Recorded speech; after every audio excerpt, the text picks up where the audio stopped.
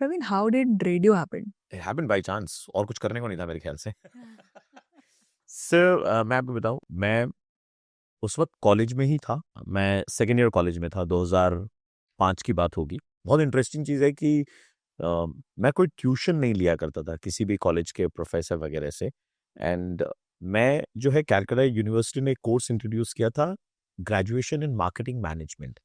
तब तक पहले सिर्फ बीकॉम ही हुआ करता था, लेकिन हमारे साल से यानी कि 2003 से कैलकाटा यूनिवर्सिटी ने graduation in marketing management introduce किया था। तो हुआ कुछ ऐसा कि सेकेंड ईयर का एग्जाम देने के बाद में मैंने यूनिवर्सिटी में रैंक कर लिया था, थर्ड रैंक। एंड कॉलेज के प्रोफेसर्स को मालूम भी नहीं था कि ये प्रवीण है कौन, because I was a back bencher. मैं एकदम पीछे बैठा रहता था। फिर मेरे पास में कॉलेज के प्रोफेसर्स के फोन आने लगे और वो मुझे बोलने लगे कि आप हमारी ट्यूशन ज्वाइन कीजिए। सो मैं अचानक से, मैं खुद मार्केटिंग मैनेजमेंट का student, so I started realizing that कि वाह यार दे कॉलिंग मी। इतने साल कॉल नहीं किया।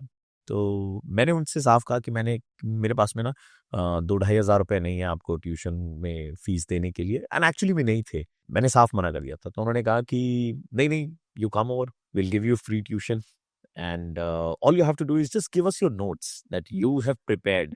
तो मैंने बोला ठीक है, वो कर लूंगा मैं। तो रेडियो मैं सुनता था और मुझे रेडियो में बहुत इंटरेस्ट भी था। तो मैं पहले दिन जब ट्यूशन में गया तो वो टीचर बैठ के सबको लिखवा रहे थे और मैं उस आदत में नहीं हूँ कि आप बोलोगे और मैं बैठ करके लिखूंगा। So I did not do that. मैं पहले दिन ही बहुत बोर हो गया था।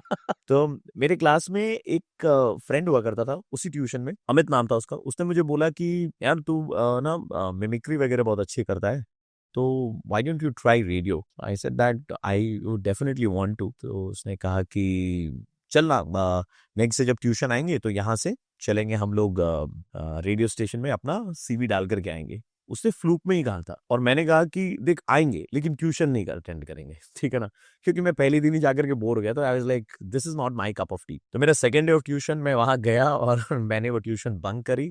बंक करके मैं पहले सदर्न एवेन्यू में एक रेडियो स्टेशन हुआ करता था, वहां गया। फिर कैमैक स्ट्रीट में एक रेडियो स्टेशन हुआ करता था, वहां गया।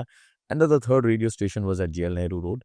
So I went there, and there I was made to sit for half an hour. Other radio station, they were like, okay, fine, reception में किसी ने CV ले लिया, हो गया। This radio station happened to make me wait for good 45 minutes and said that our copywriter Devojit Sahab Battuda, he's on break right now, वो lunch करने गए, वो वापस आएंगे तो एक बार आपसे शायद बात कर लेंगे। ओके फाइन, ठीक है। तो जब वो वापस आए, उन्होंने CV देखा, फिर मुझसे पूछा कि क्या कर लेते हो। मैंने बोला पता नहीं क्या कर लेता हूँ, बट कुछ तो कर लूंगा। मिमिक्री कर लेता हूँ, इतना मुझे पता है। तो उन्होंने पूछा लिख लेते हो।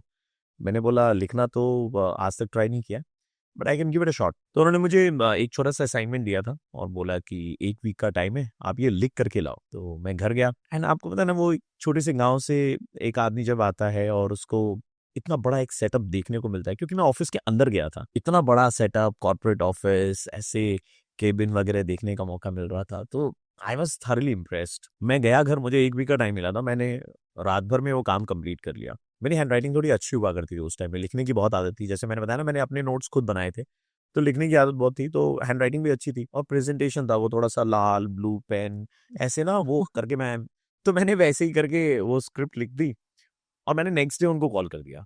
उन्होंने बोला कि हो गया। मैंने बोला हाँ हो गया। बोलो 7 दिन दिया था। मैंने बोला कि इतना सा काम में 7 दिन थोड़ी ना लगता है यार। तो उन्होंने बोला कि एक काम कर, आ जा। तो मैं गया उनके स्टेशन में, मैंने उनको स्क्रिप्ट दिखाई, तो स्क्रिप्ट देख करके बोले कि फुद्दू है। लेकिन I think you will learn, है ना, सीख जाएगा। तो मुझे 25% दिख रहा है, वो भी बहुत है। एंड बाकी जो है, I think if we teach you well, you will be able to understand. ठीक है, डन है। फिर उन्होंने मुझसे मिमिक्री कर लेते हो ना, मैंने बोला हाँ। तो बोले कि चलो मिमिक्री का ऑडिशन लेंगे। तो मुझे पहली बार वो रिकॉर्डिंग स्टूडियो के अंदर गया, माइक्रोफोन पहनाया, सॉरी हेडफोन पहनाया और माइक्रोफोन सामने। वो फीलिंग अजब थी, मतलब दूसरी दफा थी ये, क्योंकि उसके पहले भी मैंने एक जगह ऑडिशन दिया था and I was not selected, क्योंकि मुझे बंगाली बोलनी नहीं आती थी and they were looking for someone who can speak Bengali. वो मैं फाइनल 5 में होकर के भी वो फाइनल पड़ाव तक नहीं पहुंच पाया था।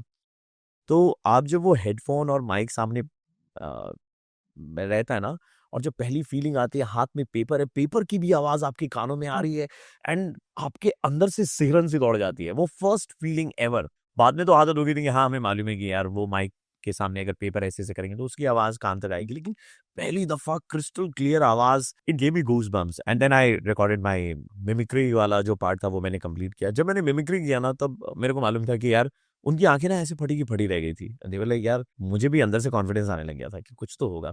फिर द इंटरेस्टिंग फैक्ट इज, ये मैंने शायद दोस्तों में बहुत बोला है पर किसी पॉडकास्ट में नहीं बोला है, मैं वो इंटरव्यू दे करके, ऑडिशन दे करके मैं उस ऑफिस के बाहर में खड़ा था, लिफ्ट के सामने इंतजार कर रहा था। This guy came up to me who took my audition, बाटुला, and he is asking me where do you stay. मैंने कहा कि मैं दादा नागर बाजार काजीपाड़ा में रहता था। मैं तो रहता हूँ, उस वक्त की बात है, मैं नागर बाजार काजीपाड़ा में रहता हूँ। बोले काजीपाड़ा में कहाँ? मैंने कहा सो एंड सो कॉम्प्लेक्स। बोला बीनू को पहचानते हो? आई सेड हाँ, विनायक राय चौधरी मेरे मैथ्स टीचर है, बिल्डिंग में नीचे ही रहते हैं। उन्होंने तेरे उधर में एक कम्युनिटी हॉल है ना जहाँ तुम लोग क्रिकेट खेलता है? मैंने बोला हाँ। बोला अरे तेरे साथ मैं क्रिकेट खेला हूँ, तू बहुत अच्छी बॉल घुमाता है। आई वाज लाइक ओ अच्छा। तो जब ऑडिशन हुआ था ना तो उन्होंने मुझे बोला था कि will call you tomorrow and will let you know. फिर लिफ्ट के सामने ये बातचीत हुई। मैं जैसे ही नीचे गया मेरे पास में कॉल आ गया उनका, मुझे बोल रहे कल आ जा। तो मैंने बोला कल मतलब कल आ जाऊं क्या? रीजन क्या, उसके आगे क्या? उन्होंने कहा कि जो हमारी प्रोग्रामिंग हेड है दिया जौहर, हम उनके साथ में आपको एक बार बैठाना चाहते हैं before we hire you as an intern. So that was a long story. And फिर मैं नेक्स्ट डे आया, उन्होंने बातचीत वगैरह करी, उनको अच्छा लगा। मेरी हिंदी पे पकड़ बहुत मजबूत थी क्योंकि हिंदी बेल्ट से ही था मैं, तो उन्होंने मुझे एज एन इंटर्न हायर किया। और मेरा intention of joining this radio station as an intern was also थोड़ा सेल्फिश, ओके, क्योंकि मैंने आपको बताया कि मैं जब ग्रेजुएशन कर रहा था तो हमारे सिलेबस के हिसाब से बुक्स नहीं थी। तो मैं क्या करता था, मैंने एक सेकेंड हैंड कंप्यूटर खरीदा था और मैं साइबर कैफे में जाता था और गूगल पे रिसर्च वगैरह करके फ्लॉपी में वो डेटा सेव करके घर लाता, कंप्यूटर पे डालता एंड देन अपने नोट्स बनाता था। सो मेरा ये था कि यहाँ फ्री इंटरनेट है प्रिंटर है और कुछ नहीं हुआ तो कम से कम 1 महीने की इंटर्नशिप में मेरे थर्ड ईयर के नोट्स मैं पूरे तैयार कर लूंगा इन बिटवीन। और वो मैंने बकायदा किया भी, ठीक है ना मैंने बकायदा वो थर्ड ईयर चलते चलते 1 महीने के अंदर अंदर मैंने अपने पूरे नोट्स तैयार कर लिए थे, थिंकिंग दैट कि 1 महीने के बाद नहीं रखेंगे तो रखेंगे, नहीं रखेंगे तो ठीक है कोई बात नहीं है, एटलीस्ट मेरे साइबर कैफे के तो पैसे बच गए। But it's so happened that वो 1 महीने की इंटर्नशिप 2 महीने की internship turned into a job for 19 years. Wow, this is a perfect story of meant to be. I'm sure, it was meant to be. क्योंकि आप जस्ट सोचो ना कि आप ट्यूशन नहीं जाना चाहते थे, आप एक ट्यूशन जाते हो, वहां आपको एक इंसान मिलता है जो आपको बोलता है कि चलो मैं भी चलता हूँ, हम भी चलेंगे, चलो करते हैं।